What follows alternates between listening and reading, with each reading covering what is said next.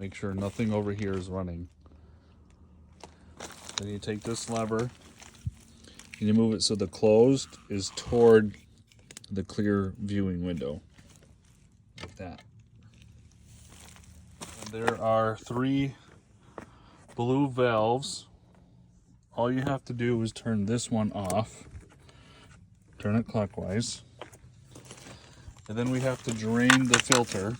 We do that just using a regular screwdriver and loosening this drain. The water will start to flow. To help the water flow better, lightly loosen this little cap at the top. You'll hear it hiss, and then the water starts to come out.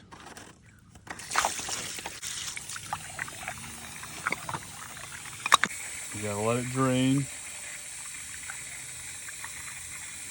Let it drain and let it drain until it stops draining. And look for this little push lever. Push that down and then spin the ring at the same time.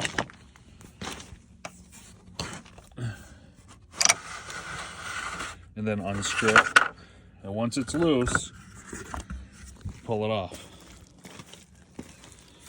And then there's these tabs.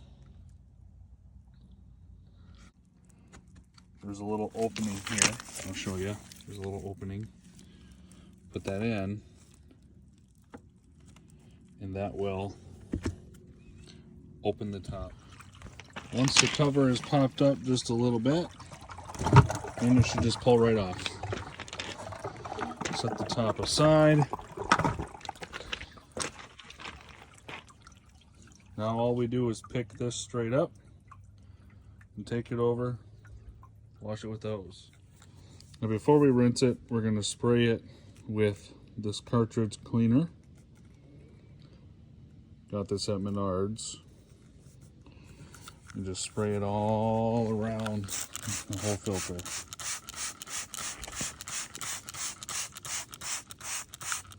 After you've sprayed it with the cartridge cleaner, then you let it soak for, it says 3 to 6 minutes on the bottle, and then you hose it up.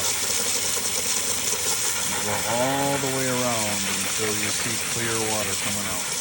Keep on spraying. Spray and spray and spray. I start at the top, work my way to the bottom, and then I go around. Don't forget to do the inside. You want to do the same thing. Start spraying at the top, and then work your way down the fins until the water, you see down in there, wait until the water starts coming up clean. And then you're good. Alright, once you've got it clean, the next step is to put the cartridge back in. It's important to note that there is a certain way for it to go in. There's a round part at the bottom that has to go over that round part inside the container. If you tip the filter up, you can see which side has that circle. So just make sure as you pick it up and grab it, you line that up and you'll feel it seat right in. Once the cartridge is seated in, then you just got to put the top back on. There's not a certain way that that goes on, but you want to push it down until it seats,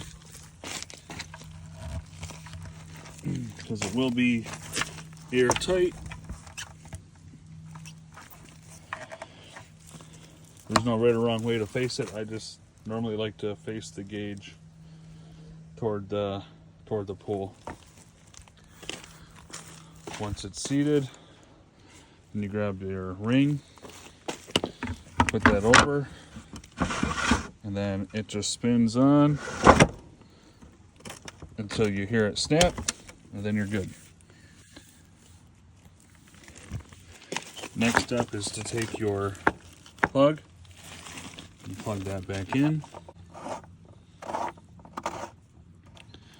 Once it's hand tight, I take the screwdriver and I just get it snug.